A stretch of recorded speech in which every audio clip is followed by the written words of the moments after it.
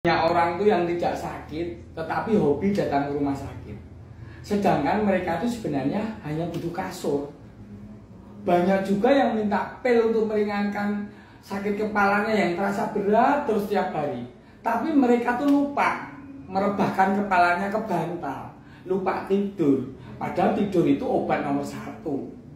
Terus banyak juga yang masuk ke mall tetapi tidak tahu mau membeli apa. Jadi mereka tuh asal ambil sana ambil sini tanpa tahu yang dibutuhkan tuh apa. Sedangkan mereka tuh sebenarnya lebih butuh melihat hijaunya pepohonan dan mendengar gemericik air sungai dan nyanyian burung mungkin.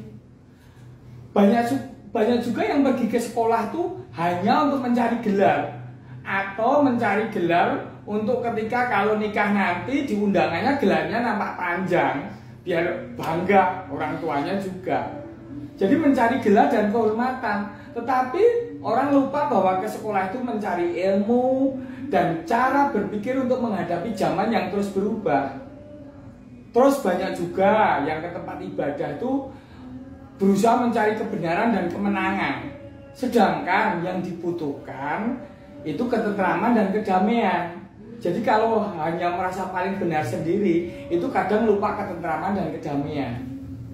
Terus banyak juga yang berusaha mencari kebahagiaan dengan mabuk di pub, diskotik, kemudian pakai narkoba. Itu bukannya mencari kebahagiaan, tetapi malah lari dari penderitaan saja. Mereka bahkan melupakan senyum keluarganya sebagai penyemangat hidupnya, senyum anaknya, istrinya, itu dia lupakan begitu. Jadi begitu banyak perjalanan hidup ini yang kesannya sia-sia ketika kita selalu mencari dan terus mencari tetapi malah melupakan diri. Kita berdalih bahwa hidup itu petualangan, tetapi mengapa petualang tidak menikmati perjalanan dan lebih menghayati kelelahan dan kesusahan hidup?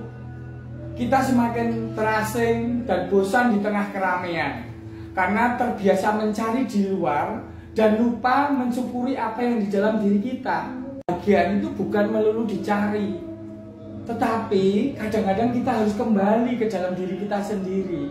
Karena kalau kita selalu mencari di luar, bahkan jauh mencari kebahagiaan, malah mungkin nggak ketemu dan kita lelah dan frustasi.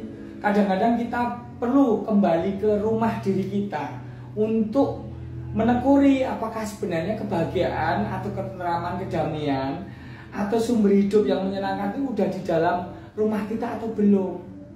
Bukankah pelukan istri, senyum anak, tangis haru anak itu sudah sumber kebahagiaan bagi kita?